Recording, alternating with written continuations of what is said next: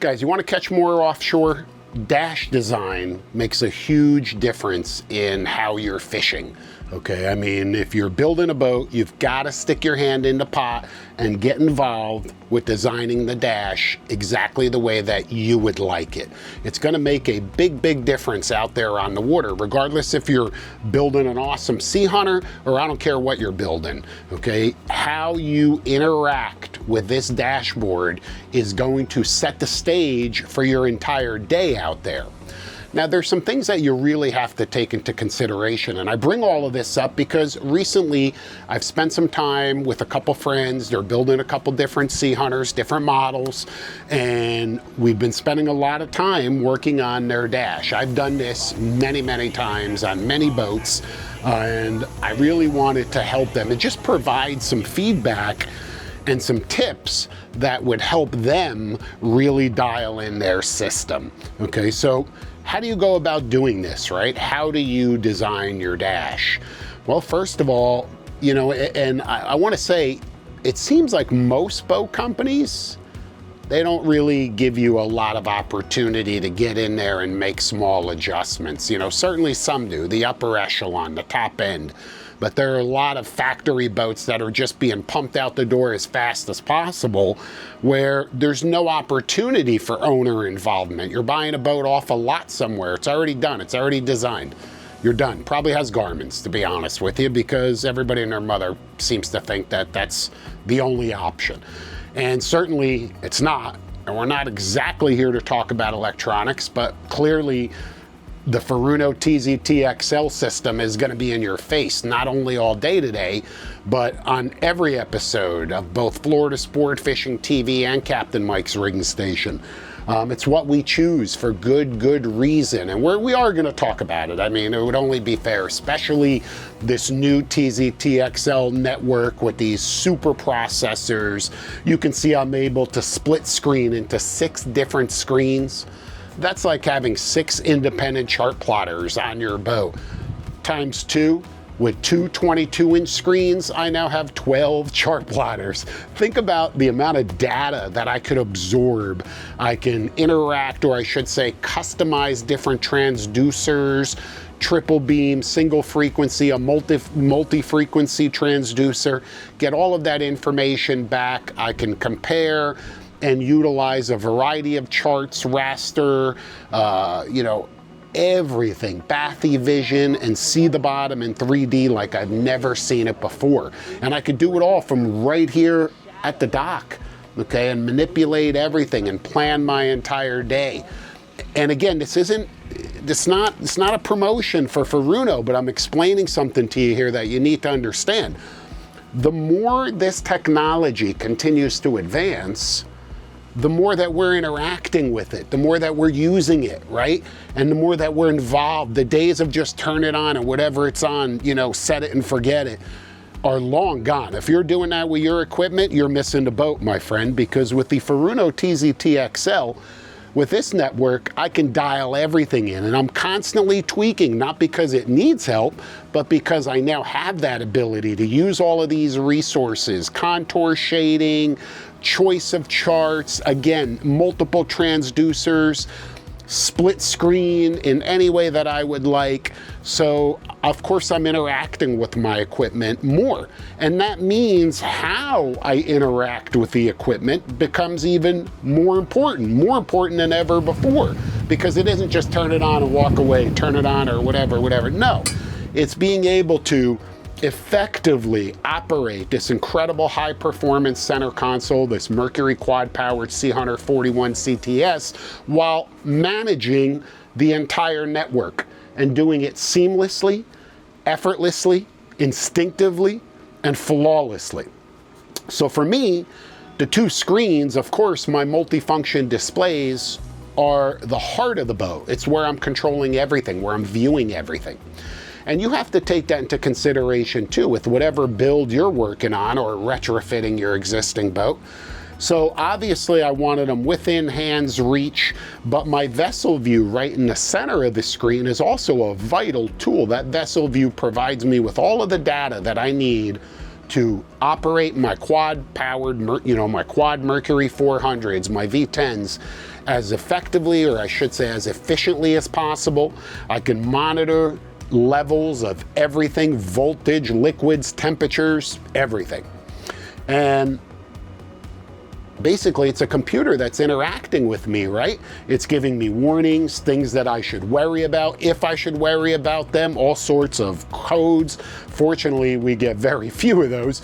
But the point I'm making is, it's like a mind of its own. So super important, especially when I'm monitoring trim and I'm monitoring fuel burn.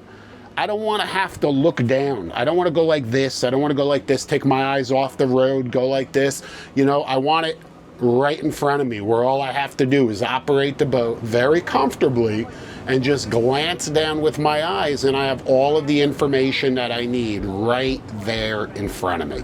So for me, having that vessel view front and center was vital. Nowadays, a lot of the information that's on that vessel view could be found directly on your multifunction display. Certainly we have that option. Okay, we can have gauges on here, tank levels on here, and once again monitor all 4 engines seamlessly right from there. But still, I prefer to have this here. You may not want it there, but think about it. Think about where you want your control station, where you want the brains of the boat. Some guys want it out of the way. I don't even want to see it. I want as clean of a dash as possible. Other guys like that techie look and want that info right in front of them. That's what I chose. I like to keep this area nice and clean. I'm stepping up here, upper station. So I obviously took that into consideration, and that's the point I'm trying to make. Take everything into consideration. Get on the boat, stand at the wheel. How am I gonna move? What am I gonna control? What am I gonna look at? What's over my shoulder? How am I gonna operate this way? How am I gonna operate this way? I know these seem somewhat trivial, and you may be thinking that's not reality, but let me tell you, it may not be reality for you because you don't have the right equipment. Once you have a network like this, the Furuno TZtouchXL, there's a whole other world out there. There's a whole other world out there that you never even knew existed, between utilizing bird mode and AI technology for auto routing and all sorts of overlays on top of each other. I mean, really cool stuff, really cool. And for me, like I said, just having that ability to access everything at my fingertips, where I want it, when I need it, was vital. So wherever it is for you, you have to make that decision. I can't tell you what's best for you. Only you can decide that. Obviously, our throttle box directly to the right of the helm, okay? Our joystick piloting, where we can maneuver the boat. This also acts as our autopilot. That's right at our fingertips. Trim tab control, again, right at your fingertips. And look, doesn't it make a lot of sense to have, you're at the wheel, here's my trim, here's my throttle, okay? I can trim, I can tilt, I can do everything right here, easily, seamlessly, with less moves. That means I could focus more on the fishing, more on what's happening back here, over here, or way out there, because everything is just where it should be. So really important. My case too, look, I've got a VHF, but let's be honest with each other. VHFs are kind of nowhere near as popular as they used to be. Back in the day, we all had VHFs, and that's how we communicated. Nowadays, we all communicate on cell phones, right? That's what we do. So in turn, VHFs are just used only now when you're at a site, out of cellular range, from boat to boat, and of course in the event of an emergency. But the point I'm making is they're just not as vital, just not as utilized as they once were. So if possible, don't be afraid to have a VHF, a head unit below the helm, tucked away, with just a handheld mic coming through the dash. That's a really popular option nowadays, and you literally control the entire VHF from just the handheld little remote. Okay, really, really nice. And then this whole entire area is down below, tucked away, protected from the elements, and not in the way. It just gives you more dash space. So you'll have to consider that for yourself. Wet sounds, audio, head unit, vital. Look where it is. You know where it is? I'm gonna tell you where it is. It's right here by these two beverage holders, right where my wife sits. I thought about that too. She's the one that handles the entertainment on the boat. That wet sound system is like the lifeblood of this thing when she's on here. And let me tell you something, it's just a perfect scenario. She could be comfortable, your guests can be comfortable, have beverage holders, have total control of the audio system.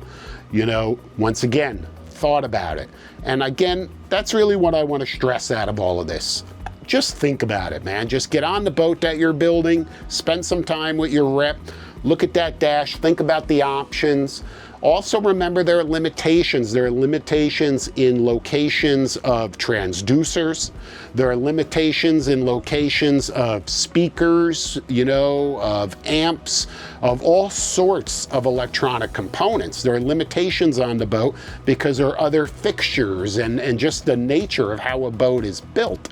So you have to compromise, keep your mind open, okay? But don't just take what you get. Put in that time, put in the effort, design that dash where it makes the most sense for you, where it's not only does it look great, but it's as functional as it could possibly be. This is one of those scenarios where your dash needs to function. More importantly, it has to function flawlessly. Even that's more important than how it looks. So in this case, it's function over fashion, so to speak.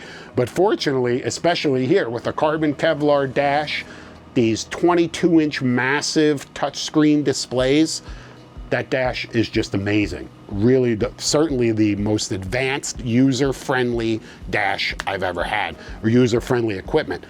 And on that subject, guys, I want to just mention something.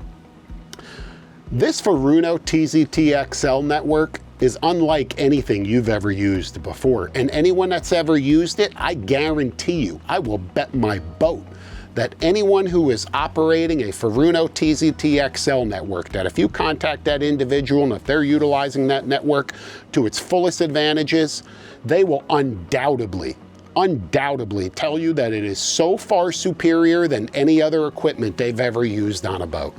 But more importantly, it's even easier to operate. Everybody's so scared to hear the name Furuno. Oh my God, I gotta go to college to learn how to use this, some special technical school. What are you talking about, dude? No, you don't.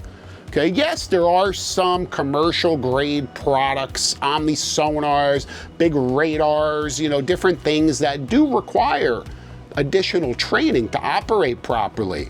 That's not what you're putting on your boat. You're getting that technology, but you're not on a cruise ship.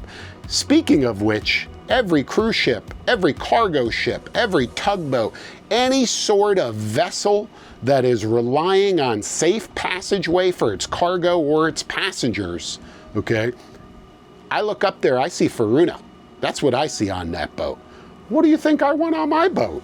Of course, it's a no-brainer, and I'm telling you, the system is more intuitive than it's ever been before, all right? And with these super processors, the amount of data that you're getting is second to none. That means, even if I have a smaller boat, a bay boat, a flat skiff, a single outboard powered center console, I don't care what you have. If you have room on the dash for one machine, you better make it a TZtouchXL, because now you can have 6 machines. Remember, you can split screen up to 6 screens.